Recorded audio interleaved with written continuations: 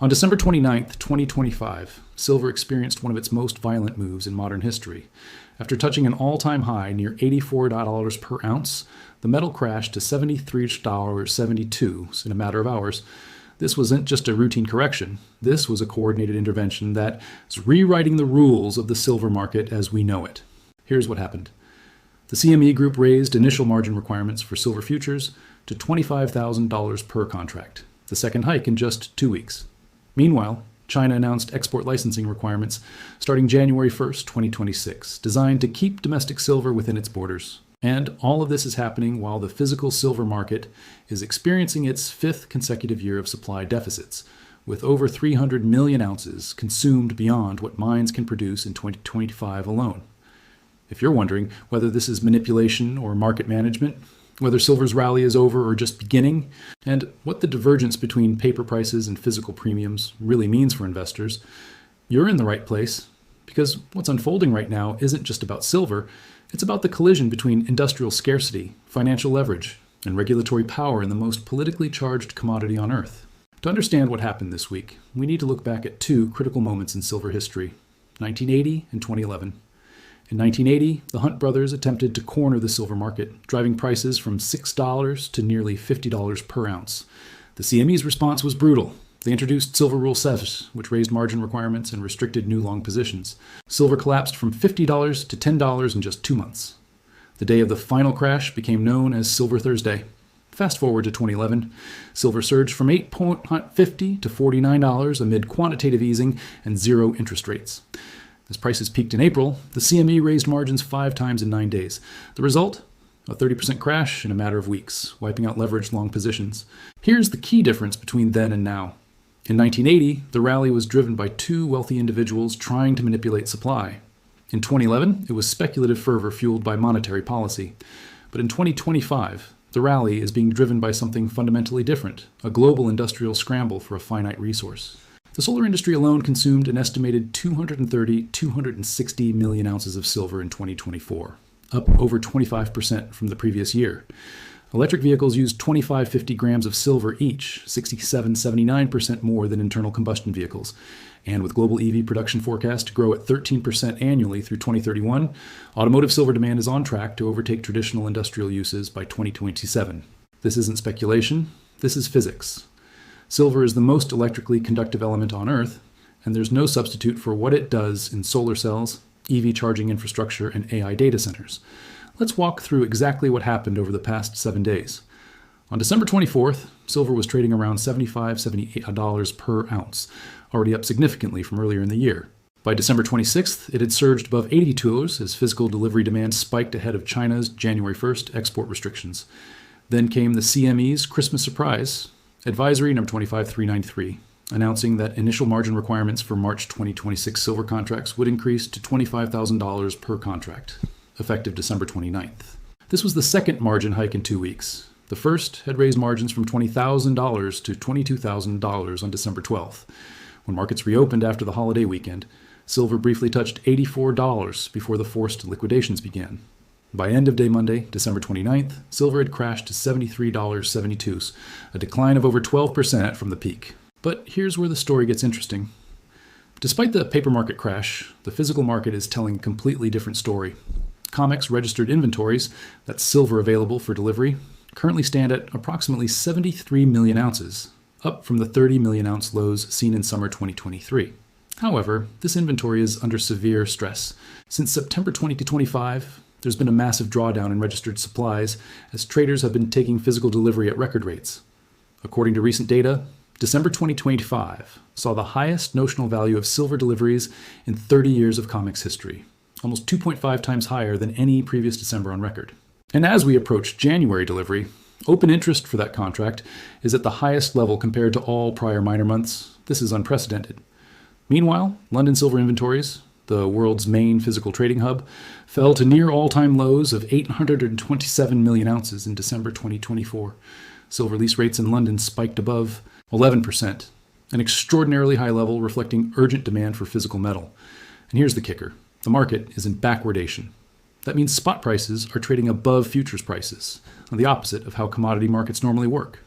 In a healthy market, Futures trade at a premium to spot because of carrying costs. Backwardation signals one thing: desperate demand for physical metal right now, not promises of metal later. The divergence between paper and physical markets has never been wider. While COMEX futures crashed to $73.72, physical silver in Shanghai is trading at premiums of $8 or more above London spot prices. Buyers in Asia are paying whatever it takes to secure actual metal. Let's start with the fundamentals, because they're staggering. The Silver Institute projects a supply deficit of 115 to 149 million ounces for 2025, marking the fifth consecutive year where demand has exceeded mine production. Cumulatively, the world has consumed nearly 820 million ounces more than it's produced over the past 4 years. That's equivalent to about 10 months of total global mine output. Industrial fabrication demand hit a record 680.5 million ounces in 2024, an 11% increase from the previous year. For 2025, that number is expected to exceed 700 million ounces for the first time ever. Solar energy alone is forecast to consume 261 million ounces, with projections reaching 300 million ounces annually by 2030, as advanced TOPCon solar technologies require up to 50% more silver than traditional panels. The EV sector is accelerating even faster, with global automotive silver demand expected to grow at a compound annual rate of 3.4% between 2025 and 2031. Electric vehicles will account for 59% of all automotive silver demand by 2031. Now, here's the supply problem. 72% of primary silver is produced as a byproduct of mining for other metals like lead, zinc, copper, and gold. That means silver production can't simply ramp up in response to price signals the way a pure silver mine could. In 2024, silver mine production increased by just 2%, reaching 844 million ounces, a 7-year high, but still nowhere near enough to meet surging demand. Oxford Economics estimates that by 2030, supply may meet only 62 to 70% of projected demand, with the solar industry alone consuming 29-41% of total supply. Now layer in geopolitics. Starting January 1st, 2026, that's in just 3 days, China is implementing new export licensing requirements for silver. This isn't a ban, but it's a clear signal. China wants to keep its silver domestically to support its own solar and tech industries. China is the world's largest producer of solar panels and a major EV manufacturer. By controlling silver exports, Beijing is essentially securing supply for its own industrial policy goals. This is resource nationalism in real time. The timing couldn't be more strategic. As the CME raises margins and forces leveraged traders out of paper positions, China is locking down physical supply. The message is clear. The paper market in Chicago might be able to manipulate prices, but the physical metal flows to whoever controls production and export policy. The CME frames margin increases as risk management, a necessary step to ensure adequate collateral coverage during periods of high volatility. And technically, that's true. Higher margins do reduce systemic risk in futures markets. But here's what else they do. They force leveraged traders to liquidate positions, often at a loss, creating a cascade of selling pressure that can overwhelm physical buying. The derivatives to physical ratio in silver is estimated at 51 to 101, meaning paper contracts vastly outnumber physical holdings. When the CME changes margin requirements, it's not just affecting a handful of speculators, it's pulling the rug out from under the entire leveraged complex. Critics argue this amounts to de facto price suppression by raising margins precisely when prices are surging. The exchange gives institutional players with deep pockets an advantage, while retail traders face forced exits. It's worth noting that hedge funds and commercials can often secure preferential margin arrangements that smaller traders cannot. This analysis draws on public data from the Silver Institute, CME Group, COMEX Vault reports, the U.S. Bureau of Labor Statistics, Oxford Economics, Bloomberg Commodity Data, and market reporting from Seeking Alpha, ShiftGold, and other financial news services.